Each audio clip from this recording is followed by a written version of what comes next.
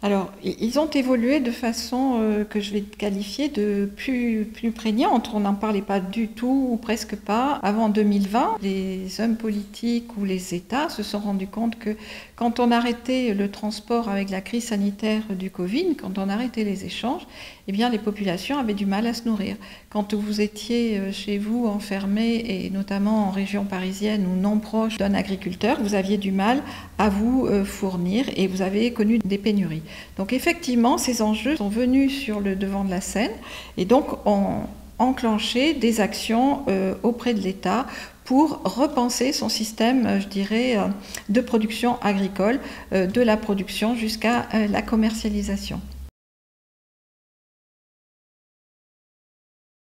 Alors, le rôle de l'innovation, il est aussi très important, c'est idiot de le dire, mais aujourd'hui, il y a à la fois une amélioration et l'augmentation des connaissances qui a besoin d'être faite sur les mécanismes biologiques, sur les mécanismes de captation du carbone, mais il y a aussi, de façon réciproque, de dire il y a des connaissances que l'on sait, il y a des choses ancestrales que l'on sait, et donc on puisse les utiliser.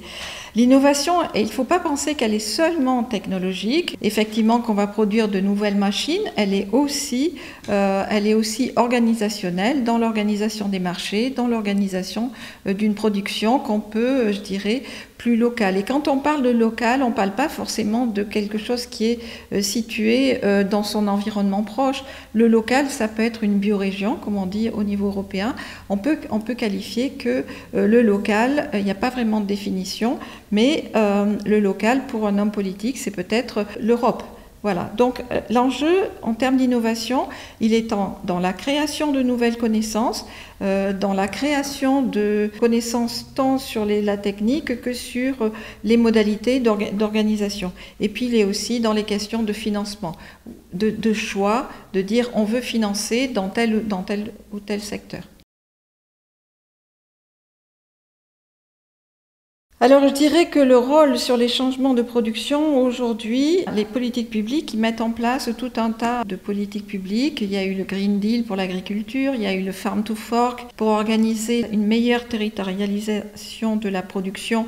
Il y a eu le plan national alimentaire de la France qui s'est traduit en plans alimentaires territoriaux dans lesquels les acteurs se regroupent de la production jusqu'à la consommation pour organiser un chaînon intéressant et vertueux de l'agriculture vers l'alimentaire. L'État il pourrait avoir un rôle plus important dans améliorer la concertation et améliorer la formation des consommateurs vers une meilleure alimentation. Parce qu'aujourd'hui, on parle toujours des minorités, notamment de ceux qui consomment vegan, et qu'on dit qu'effectivement, au niveau global, la consommation de viande a augmenté. Elle ne concerne pas forcément l'ensemble de la population et donc on ne peut pas raisonner au niveau global français, mais il y a certaines franges de la population qui consomment plus de viande, d'autres qui en consomment moins, et on voit que plus on est dans des secteurs compliqués et plus l'alimentation est mauvaise. Donc effectivement, il faut améliorer la formation à l'alimentaire dès l'école.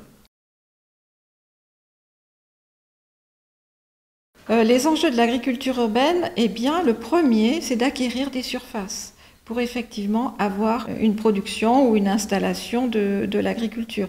Il y a effectivement, vous n'êtes pas sans savoir aujourd'hui, une crise du logement. De plus en plus de gens ont besoin de se loger pour différentes raisons. Et donc effectivement, la première chose auquel doit faire face l'agriculture urbaine, c'est d'avoir du foncier. Pas forcément beaucoup, mais d'en avoir. Le deuxième enjeu, c'est de montrer et d'expliciter ses vertus. On lui donne à peu près 8 grandes fonctions qui, suivant le type d'agriculture urbaine, qu'elle soit entrepreneuriale ou qu'elle soit sociale, ont des degrés variés. On a de l'agriculture urbaine en ville, ça améliore le cadre de vie, ça améliore l'aménagement urbain, ça a eu un rôle social sur la création de loisirs, ça a un rôle sur la sécurité alimentaire parce que ça apprend aux enfants à mieux s'alimenter, à connaître la saisonnalité des produits. Ça a aussi un enjeu environnemental de dire quand on met quelque chose sur un toit, la chaleur fatale qui sort de ce toit peut être récupérée. Ça fait des îlots de chaleur. Alors Il faut que l'agriculture urbaine, pour faire des îlots de chaleur qui soient conséquents et qui ne soient pas que localo-local sur un immeuble ou sur un lot d'immeubles, il faut qu'il y ait une espèce de continuité entre un mix entre un espace végétalisé simplement et un espace productif. Donc voilà quelques-unes des fonctions et des enjeux auxquels doit répondre l'agriculture urbaine. Et puis elle a un enjeu majeur qui est de trouver et d'avoir une subsistance économique. C'est-à-dire que ça ne peut pas être essentiellement porté par des subventions publiques. Ce qui n'est pas le cas. Mais voilà, à chacun son choix. Je m'oriente vers le social. Effectivement, l'État peut combler, mais si je m'oriente vers l'entrepreneurial, il faut que je puisse vivre de mon entreprise.